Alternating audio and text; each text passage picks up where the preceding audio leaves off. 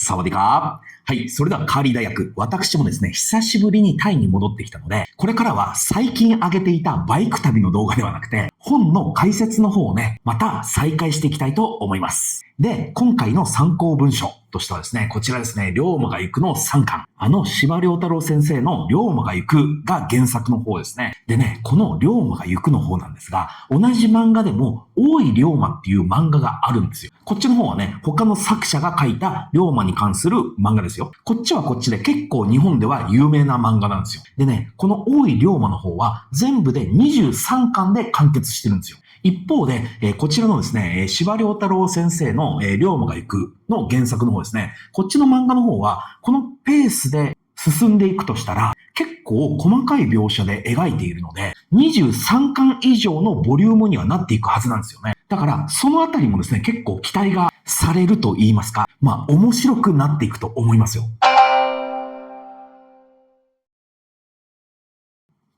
はい。それでは第3巻の解説を早速やっていきますけれども、初めの方はですね、龍馬がとある人の仇討ちを助けるくだりがあるんですけれども、ちょっと退屈なんで、ここは割愛します。でね、そうこうしているうちに年が明けて正月の14日って言いますから、これは西暦でいうところの1854年のことですよね。ペリーがまたやってくるんですよ。でね、龍馬がいる土佐藩は品川沖の警備を命ぜられるんですよ。警備を幕府より命ぜられるのは何も土佐藩だけではないですよね。全国の藩が幕府よりの命を受け、各エリアの海岸を警備している状態ですよね。その中でも評判がいいのが三浦半島を警備している長州藩なんですよ。で、そんなこともあって、龍馬は土佐藩の家老、偉い人より呼び出されるんですよね。この時は龍馬はすでに県の方で強くなっていたので、目をかけられたんでしょうね。総州沿岸の警備陣探索を命じる。こう言われるわけなんですけれども、要するに評判のいい長州の陣地、彼らのやり方をちょっと見てきてくれんかっていうことなんですよ。つまりはスパイのようなもんですよ。というのも、藩士がむやみに他藩の陣地を視察することは禁じられているんですよ。だから言うなれば、龍馬が長州藩の人たちに見つけられてしまったら、土佐藩としてはお咎めを受けなければいけないような感じですね。そこで口実としてですよ、長州と土佐、互いの士気を上げるためにも、剣術試合をしましょうよ。ということで、龍馬と他4人が長州陣地である三浦半島の宮田村というところまで行くことになるんですよ。要するに5対5の剣術の試合ですよ。でね、龍馬含む5人が長州陣地である宮田村まで歩いていくじゃないですか。その道中も龍馬はのんきなもんなんですよ。龍馬はのんきなもんじゃ、万が一長州者に負けたとなれば藩邸には帰れんぞ。何を一中、島村さんがいれば負けん。そこでその島村っていうものが言うんですよ。しかし長州にはあの男がいる。あの男とは神道無念流斎藤道場塾頭桂小五郎じゃ。はい。ここで桂小五郎が登場するわけですよ。ただね、この桂小五郎、龍馬が長州陣地を訪れた時には、伊豆の方に行っていて不在なんですよ。ただ、今晩か明日の朝、だから試合前には戻ってくるでしょうというような状況で、龍馬たち5人は長州側の接待を受けるわけですね。で、龍馬としては他藩の人と飲むなんていうことはこの時初めてで、結構ね、そこで文化の違いを感じたりするわけなんですよね。当時の日本というのは、何度も言いますけれども、藩が違えば法律も違うので、その文化も全く違うと言っていいほどのものだったんですよ。簡単に言うと、土佐の気風としては、楽しくおかしく酒を飲むような雰囲気なんですよ。ただ、長州の人たちっていうのは結構理屈っぽいところがあって、顔はね、結構美男子がいると言われているんですけど、話がですね、いちいち硬いんですよ。この時も酒が入って硬い話をするわけですよ。いずれ我が長州が日本を背負って立つ時が来る。長州は誰にも負けん。だとかの話ですよ。そんな長州もを見て、龍馬は言うわけですね。長州の人はわしら土佐とは全然違うの。自分の藩に対して根強い自信を持っちょる。でもなんでじゃろう。どの顔にも少し暗さがあって、それが異様にも見える。そうなんですよ。このあたりの下りとかもよく表現されていて、要はね、これは歴史の話になってしまうんですが、ここでやっぱり出てくるのが関ヶ原なんですよ。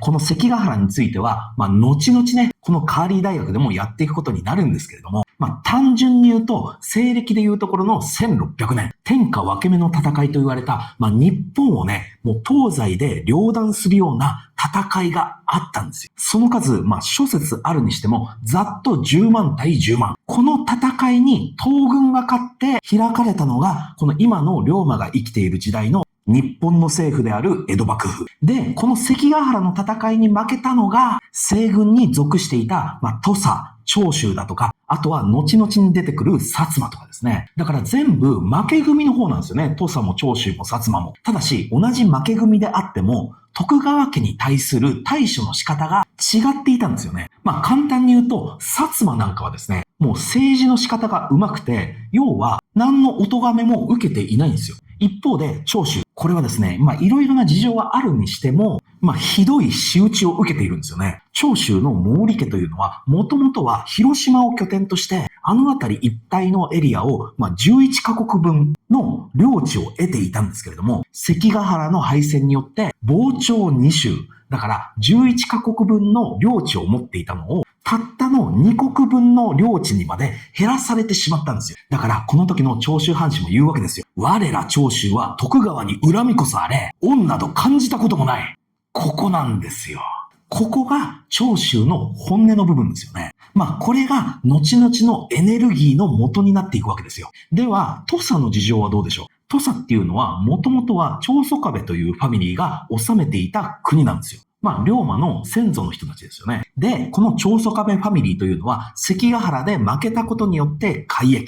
つまり、武士の身分を剥奪されてしまって、要はお取り潰しですね。されてしまい、その土佐の国に新しくやってきたのが、遠州掛川からやってきた山内家ということになるんですね。で、その山内家の家来たちが上司。もともと土佐の国にいた長宗我部の家来たちが下司。こういった二重構造になっているのが土佐なんですよ。で、何度も言いますけれども、龍馬は長宗我部の子孫ですから、ここはここで上司と下司の対立があるのが土佐なんですよ。ねえ、だから、長州と土佐、それぞれの事情があるんですよ。だから、龍馬は言うわけですね。わしら5人の身分は合子で、武士ではあるが武士ではない。土佐に帰れば犬以下の扱いじゃ。長州のように藩士の自負心などもっちょらん。ましてや、土佐藩のためになんぞ戦えん。こういった話の下りがあって、物語の背景が伺えるわけですね。でね、結論から言うと、桂小五郎はこの翌日の試合には戻ってこないんですよ。で、龍馬は土佐川の先鋒として、この翌日に行われる剣術試合に臨むんですが、結果、一人で5人を全員倒してしまうんですよ。それだけ強い。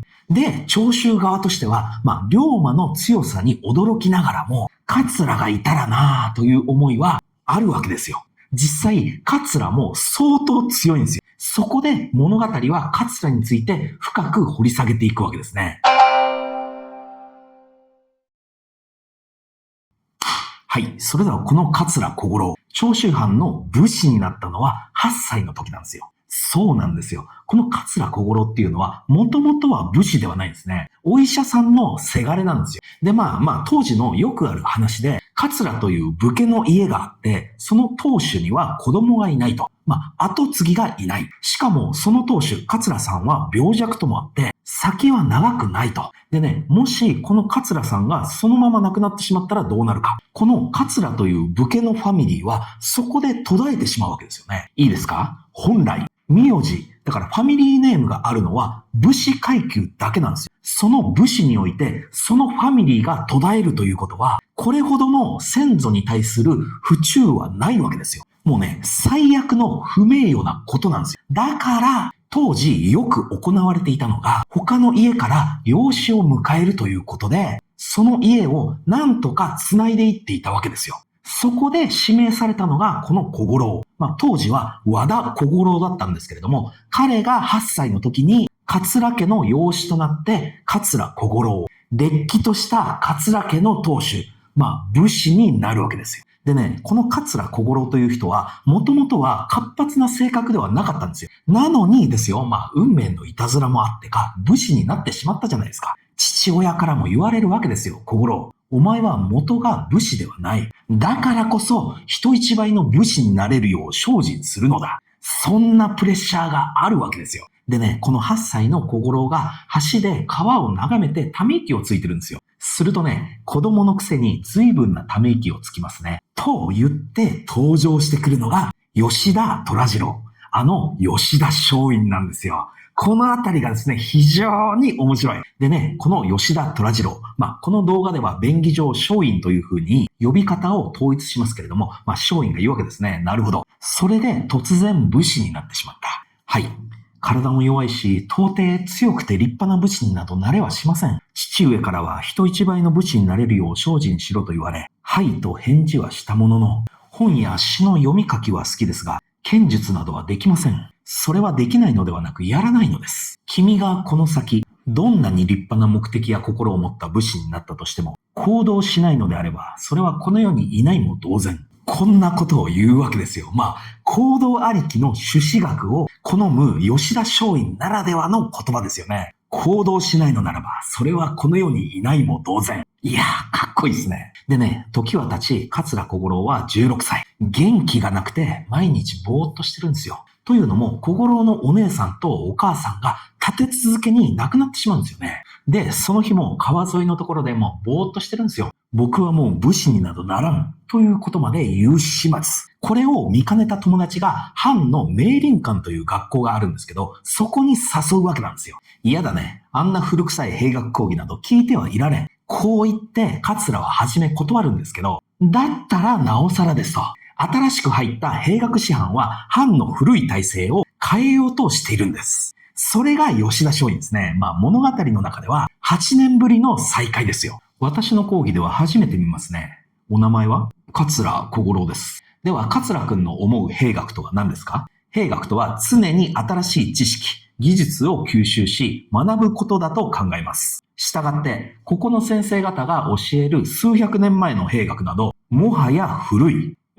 素晴らしい。だが、それではまだ半分。一つはあなたの言うように、兵学や学問は進化します。なので、常に新しい知識や技術を吸収しなければなりません。しかし、これまでの兵学には断りが存在します。断りとは、先人たちが行き着いた道理であり、物事の正しい筋道であり、それは不変。その断りに従い、時代の変化に対応し、改革を行い続ける。それがもう一つ。この二つがこれからの長州藩に必要な兵学です。こうしてですね、全く吉田松陰っぽいですよね。もうその通りなんですよ。だから要するに時代の変化に伴って変化し続けなければいけない部分と、時代がどんなに変わろうが変えてはならない部分っていうのがあるじゃないですか。それを言ってるわけですよね。いやー、さすがですよ。吉田松陰先生。でね、この後、桂小五郎の身の上話があるじゃないですか。お姉さんが亡くなって、お母さんが亡くなってしまったと。そういった話を聞いてやる吉田松陰がいて、ちゃんとこれにも答えてくれるんですよ。人間は父母兄弟の生死、妻子の有無により、その時々で変わるのは仕方がありません。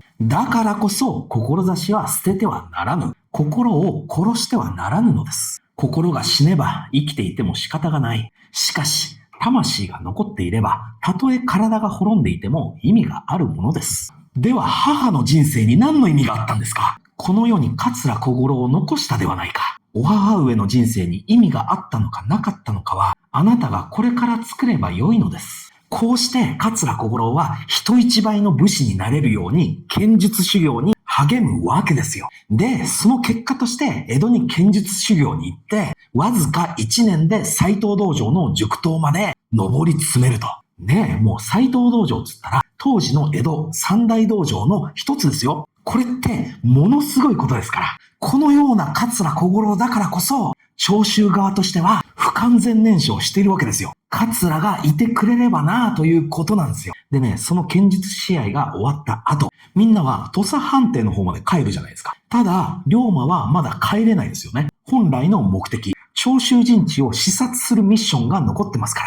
でね、龍馬が一人横須賀の方に向けて歩いている時ですよ。一人の男が切り株に座っているわけですけども、その男が言うわけですね。ごめん。この地は長州藩士の経営の地。みだりに他藩士が立ち入ることは禁じられている。お見受けしたところ、あなたは長州のものではない。お名前と目的を伺いたい。と言って、被っていた韮山笠を外したのが、桂小五郎なわけですよ。もう一度だけ聞くが、お名前と判明を申されよ。答えねば不審者として始末するがよろしいか。言えんなぁ。と言って答える龍馬。この龍馬と桂小五郎の出会いのシーンですよね。ここで桂が龍馬に切りかかるシーンで3巻は終わり。夢見ていますか、この国の未来をもがいていますか、明日を生きるため志高く駆け抜けた同士の使い切られた命に